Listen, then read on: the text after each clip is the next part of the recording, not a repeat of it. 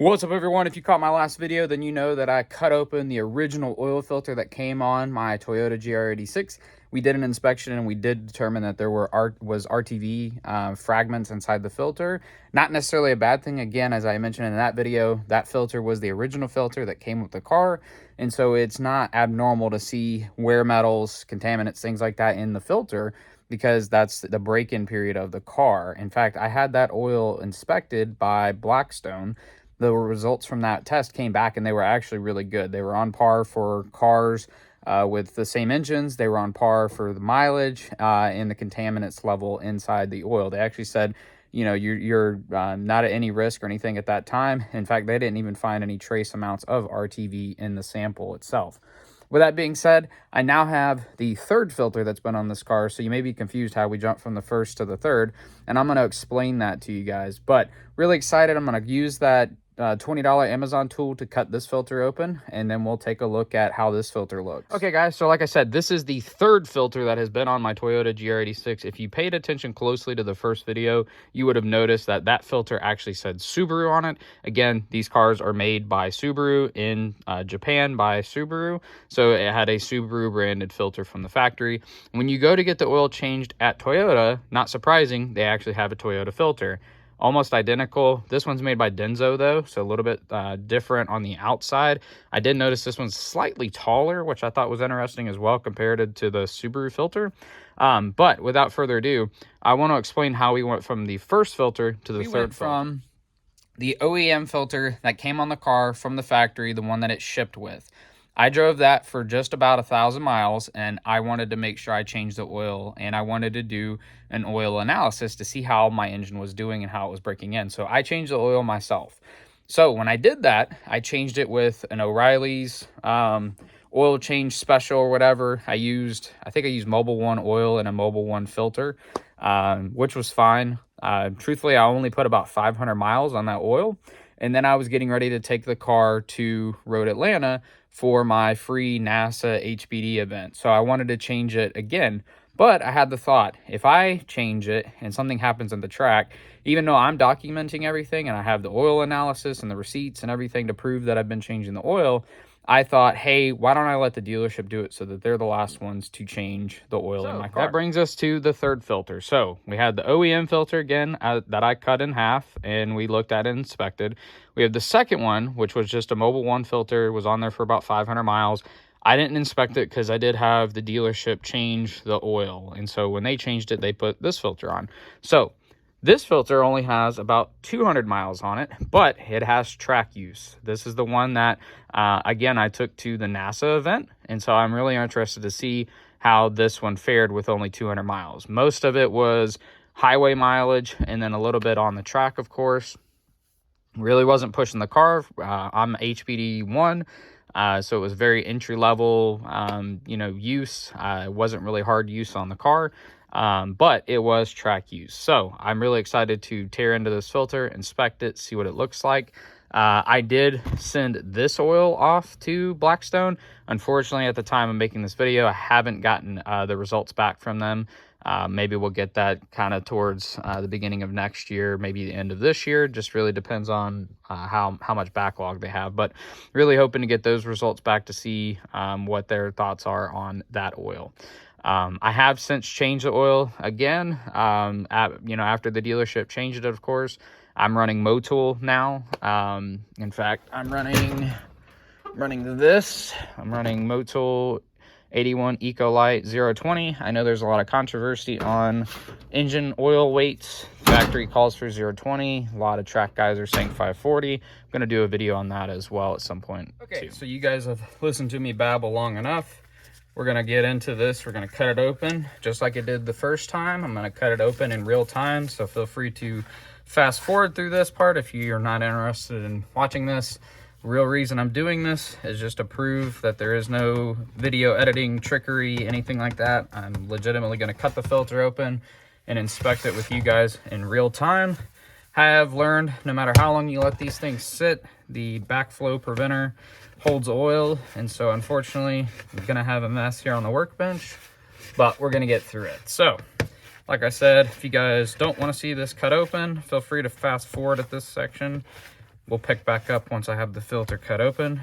If you want to see how this works, it's really just like a giant can opener. It's pretty cool, really basic. Kind of keep going around, tightening, you know, after every so many turns. Let it cut into the filter, and then eventually it makes a nice clean cut into the filter itself, allowing us to inspect the filter. So if we take a look at this one, like I said, this one only has 200 miles on it, but it did see some track time. It's clean, it's spotless. I don't even see a little piece of RTV. In fact, yeah, there may be one little tiny piece of RTV. I take that back. There is one little remnant. But let's tear this open. It's pretty impressive. This a little bit different backflow style than the Subaru filter. I actually like that one better. All right, so we cut this open. There's that backflow. I will say the Subaru filter, the media was way tighter. And in fact, while I'm impressed with this part on the Toyota filter, the Subaru filter, holy moly, I think the media was like double this. In fact, yeah, I'm actually positive that the Subaru filter is double the media of this Toyota filter. So that may convince me to just keep running Subaru filters, to be completely honest. With that being said, though, with these not being as tightly packed, you probably get slightly higher flow than you would with the Subaru filter. This resembles more of what a K&N looks like on the inside. You have less media, but thicker media material, which gives you really good filtration, higher oil flow, but I would argue you don't get quite as good of filtration. And when I say that, I'm talking about like on the micron level. I mean, this thing in the Subaru filter will likely filter to the same degree unless you're, you know, analyzing to the nth micron. And there's just one so far piece of RTV in there. Let's see, I can't really, there we go. See if I can split it open so you guys can see that. Let's see. I don't know how well the light's gonna pick it up, but it's pretty clean. I mean, honestly, it's pretty clean. Which is truthfully not surprising. I mean, the car's still got under 2,000 miles on it. I probably should have let you guys know that. So it's arguably still well within that break-in period. I'm hoping to put a lot more miles on that car in 2024. That's the game plan, at least. Bear with me here, guys. Again, if you're not really interested in the details, you're more interested in just my final thoughts, feel free to fast forward. I know not everyone is interested in the process, and that's okay. But for those of you that are, I want to inspect this in real time with you guys. Again, there's another chunk of RTV. So again, we're up to 2 chunks. And when I say chunks, I mean like really tiny. Let's see if I can get the camera to focus on that. Let's see if you can see it. It is very, very faint in there. It's right there, if you can make it out. But not anything of major concern. And the rest of this so far is super clean. Yeah, it's pretty impressive how clean this really is, actually. And we're almost all the way back around. Oh, there's the third one. There's the third one. We've got 2 chunks right there, so let's see if the camera will pick it up. We got one at the end, one at the top. Very, very minute pieces of RTV, though. Again, nothing majorly concerning about that. And we're almost back here to the beginning.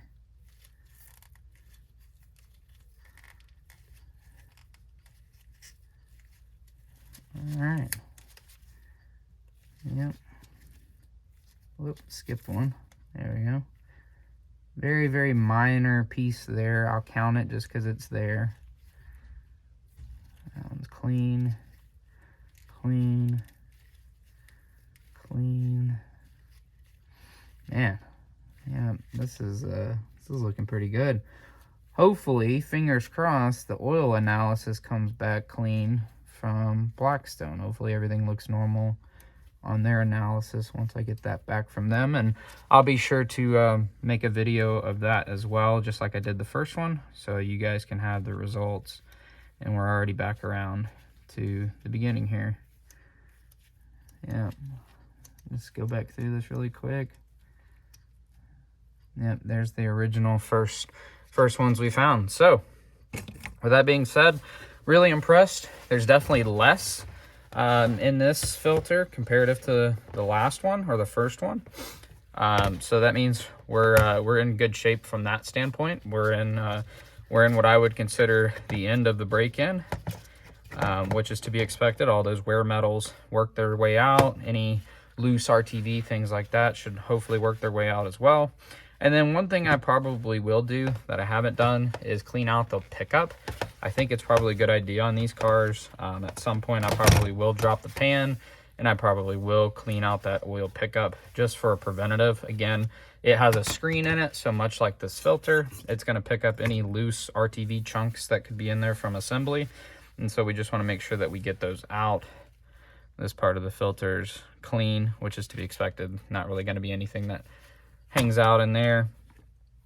But with that being said, filter looks pretty good. Honestly, really impressed with the filtration quality of the OEM filters, which I've always been a fan of Toyota and Subaru filters. Typically on my Toyotas and Subarus, that's what I run, with the exception of the Solera. I kind of just buy whatever's cheapest from the parts store. But in the 4Runner, my old Subaru, and now the GR86, we run the OEM filters and we change the oil ourselves.